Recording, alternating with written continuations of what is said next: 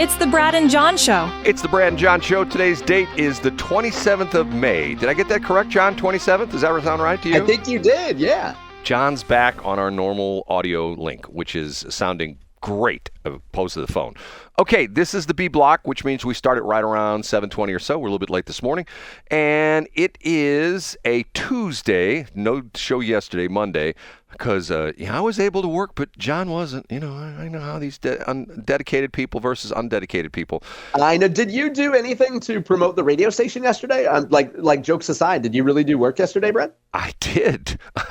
Matter of fact, you know, how do I tell this story and people just, their eyes glaze over? I bought a new antenna for this very station about a year and a half ago, and it lasted for about 6 months until it literally melted. Okay? Bought it from a guy who is has a company who sells all over the world, and he's down in the Caribbean now. He's retired. He's in one of the British Caribbean islands. They're still British Virgin Islands, aren't there? Aren't there British Virgin Islands? Yeah, I think there are. Yeah. Okay. Bought from him. Looked very nice. Installed it. About 6 months. Part of it literally melted. Okay. So I go back and forth with him. He goes, well, I've sold hundreds of those antennas. I've never had a problem. I go, well, I don't care what you say. I didn't do anything wrong. I'm sending it back. So him and I went back and forth for a while. So finally he decided, okay, I'm going to send you a brand new one. I did a little maintenance on that antenna on Monday or Saturday. Guess what? It's melted again, the brand new one. So I'm working on plan B, where I worked yesterday on another antenna, which hopefully I will install probably tomorrow night because it's supposed to rain tonight. But the problem I have, John, is I love tools. And every once in a while this happens to me, and it drives me crazy. I worked on Sunday night on this antenna, and it was getting dark, and I was using my tools. And specifically, I had a nice Milwaukee ratcheting 3/8-inch drive wrench, okay? It has a little battery, plugs in the back of the whole bit.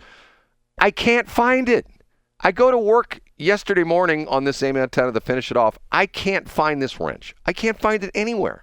And I was in one of two rooms at the radio station, and I was outside working on this antenna. I can't find it anywhere. And it drives me nuts. Even to the point where I've had this happen with a couple of other tools. One of my work lights that I use a lot when I'm working on things, I now have an AirTag stuck to it. So if I can't find it, I just grab my phone. I go like, okay, where is it? And it tells me where it's at, and I can track it down. It's stuff like this that drives me nuts. I don't think it's me misplacing things.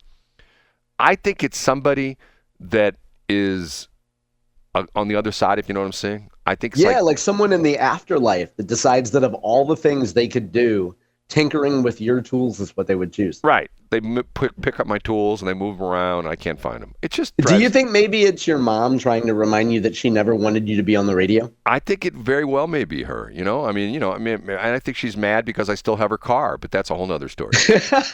Okay.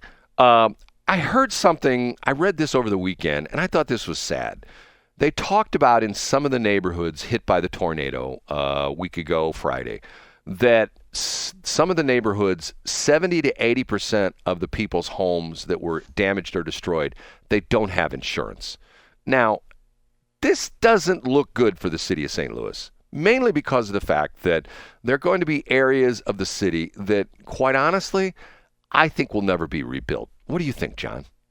Yeah, I mean, I think that's a good thing, right? Like, tear down the old decrepit brick buildings, and there's going to be sappy people that say, oh, we should preserve them, but get rid of the blight. And I think, the annoying thing about it, Brad, is most people read those headlines and think, wait a minute, why do I pay for insurance for my house and my car, and insurance rates go nowhere but up?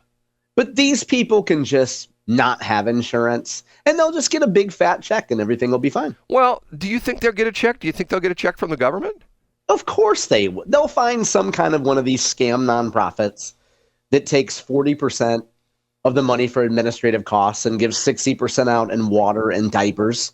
And they'll get some money, and it'll just be some part of some big boondoggle. Yeah. Boy, you're Mr. Positive Energy, aren't you there, John? Well, what happens in an event like this, Brad? You saw weekend. I'm guessing you saw headlines over the weekend. Some Hoosiers came in from Granite City and like South City. Hoosiers came in and stole, they stole. I guess they stole Ameren wire. Ameren had been doing work there. So you're going to have Hoosiers come in and, I looked up one of the girls and she had been busted along with her mom from meth. So you're always going to have Hoosiers come in and try to make some money off stuff like this. We run on this very radio station, we run a 90-second vignette. I think it was originally run on Channel 9, KATC, of the derivation of the word Hoosiers. You know what I'm talking about? Have you ever heard? Well, you've talked about it a few times on the show, but for folks who are new, can you remind them where the term came from? Well, they don't know. That's the whole point. Yeah, it did. You're right, Brad. It came from Illinois. This was a feature on both KWMU and PBS. And a woman walks through the.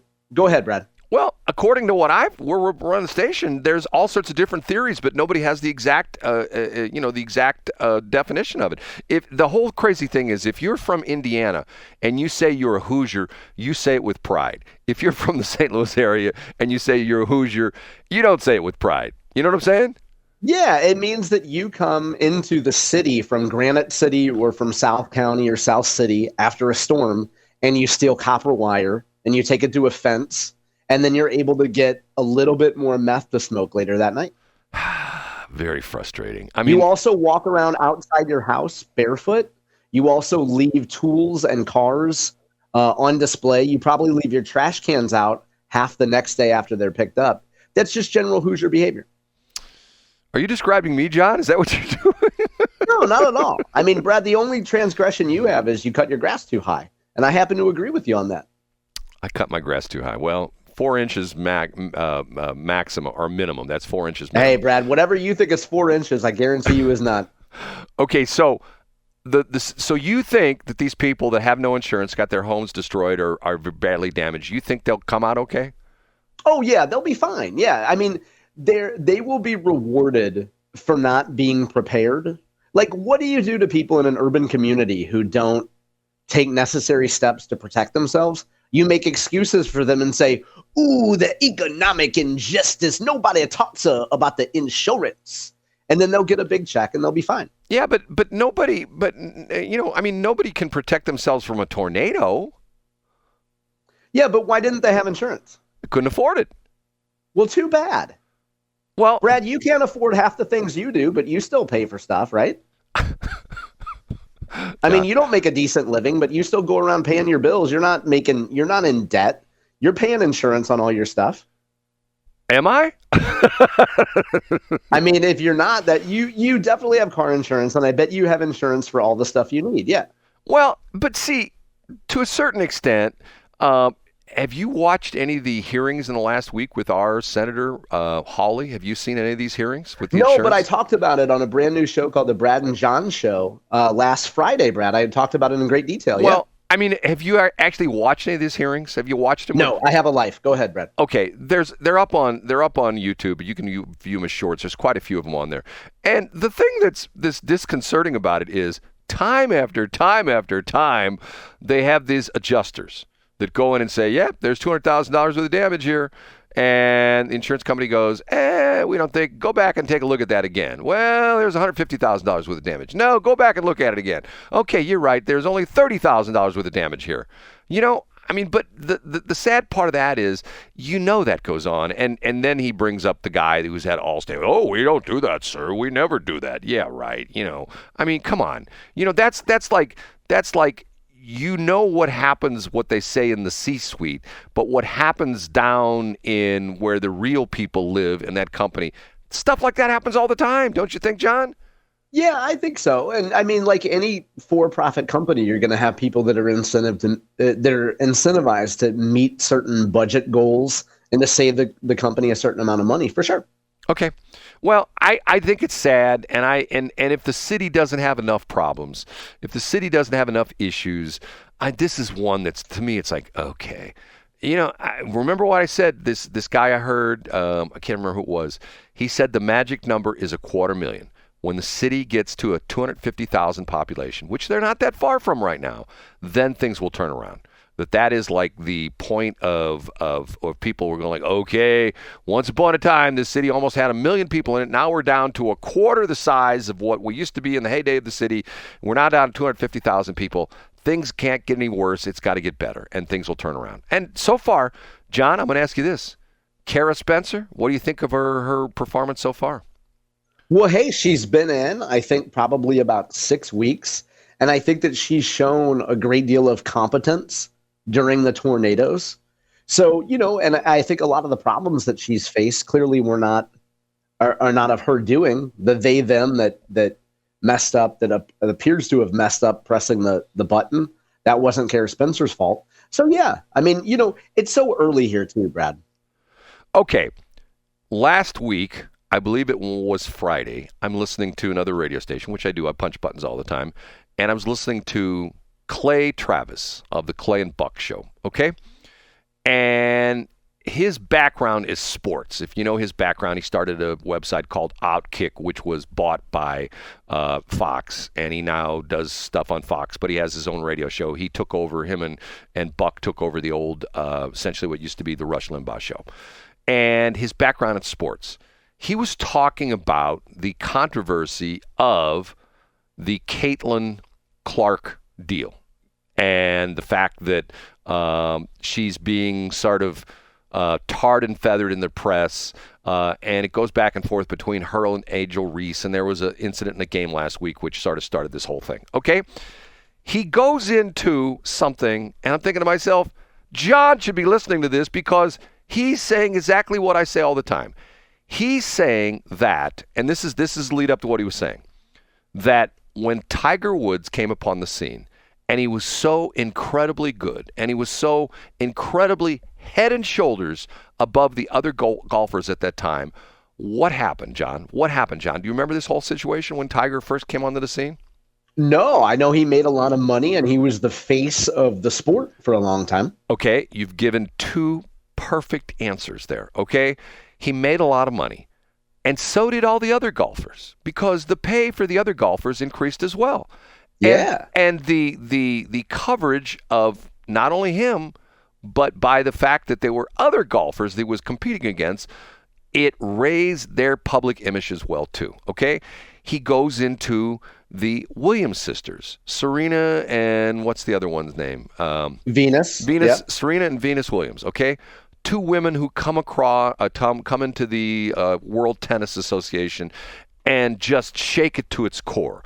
They play a different game. They're both very strong. They're muscular women. They are not your little petite women like a lot of the white tennis players were. They put things, they change the game the way it's played as far as the women's concerned. And what happens? The other women have to step up their game. They have to compete with the Williams sisters. They become better. They become stronger. They become faster. And not only that, they make more money because as the tide rises, so do all boats. Now, the point of this is that for me, it's what Clay talked about was the fact that you should not, and he said, this is the interesting part of the whole thing, his whole little diatribe, he said, that when the Venus sisters came, or the Williams sisters came along, nobody say, well, they're terrible. They're changing the way the women's tennis game is being played. The other players didn't complain. They stepped up. Same thing with Tiger Woods. The other players didn't complain. They stepped up their game. His point is the exact opposite is happening in the WNBA. That what's happened is the other players are complaining about Caitlin. She gets all the publicity. She gets all the publicity. But yet his point being is that what do you have? What do you have as far as attendance for WNBA games? You go back 2 years ago, not so good. What's the attendance at the games? Matter of fact, remember a couple of the arenas where the WNBA play when Caitlin was on the schedule, they had to move the game because they were able to sell that many more tickets. His point being that it's a racial thing. That when the black people move ahead of the white people, for example, Tiger Woods, the Williams sisters, nobody claims racism. They just raise their game. But when the white person shows up the black people, because most of the women in the WNBA are black, just like most of the people in the NBA are black, then it's racism. John, your thoughts? Yeah, I think he makes a great point. Like, obviously, when you have Angel Reese versus Caitlin Clark, the media is going to be advancing any sort of Angel Reese narrative.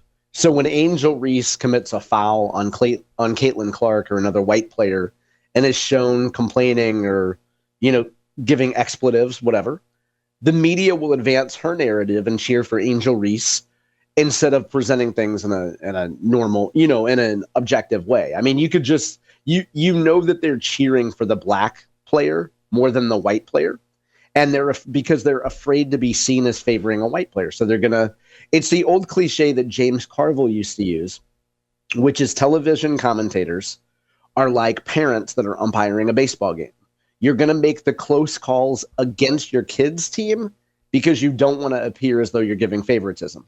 So a white reporter who knows that Angel Reese is acting in an untoward way on a basketball court will pretend that she's not, because that white guy doesn't want to be called racist. But the point that Clay was making was the WNBA in its whole and individually the players should be thanking Caitlin. They should be saying, yeah, because she's putting butts in seats. And she's putting money in their pockets, and she's increasing their visibility. And in today's society, it's all about eyes and ears. It's all about people watching and listening, and like you said, butts in seats, that type of thing as well too. And I couldn't agree with her more. I mean, to the point where she's raised the level of the game. Now, the sad part of this is that what nobody's talking about is have you looked at Angel Reese's stats lately? No, are they pretty bad? In the toilet. Wow. I mean, to the point where, and if you watch, I've watched a couple of these videos, you're going like, okay, what's wrong with Angel? And she's like missing these shots. Matter of fact, one of the stats, I'm not a sports guy. One of the stats was she had 10 rebounds, and 6 of them were offensive rebounds, and 5 of them were her missed shots. So in other words, she's doing well on rebounds because she's rebounding her own missed shots. And I see what you're saying. Now, I don't know enough about basketball to know if these streaks are common. Is she pretending that she's injured? Is she going to use injuries as an excuse or something? I don't know. I mean, I don't think that should be an excuse. The point I make is I bring it back, and I harp on this all the time about my brother in the radio business. Instead of complaining about to each other, we should say, hey, look, we're locally owned radio stations. Yeah, the big boys sort of screwed it up. The Odysseys and the iHearts and the Cumuluses of the world really trashed our industry. We're the small guys. We're going to work together, and we're going to, move the ball forward, and we're going to work as a team. But instead, it's just the opposite. But, you get tired of me talking about that, right? I don't get tired of that, Brad. It's at the beginning of C Block, we should mention that a guy who had a very local radio show in the Westplex now has a national audience. He left a local radio station to go for a national gig. Who's that? We could talk about it in C Block. Okay, we will do that.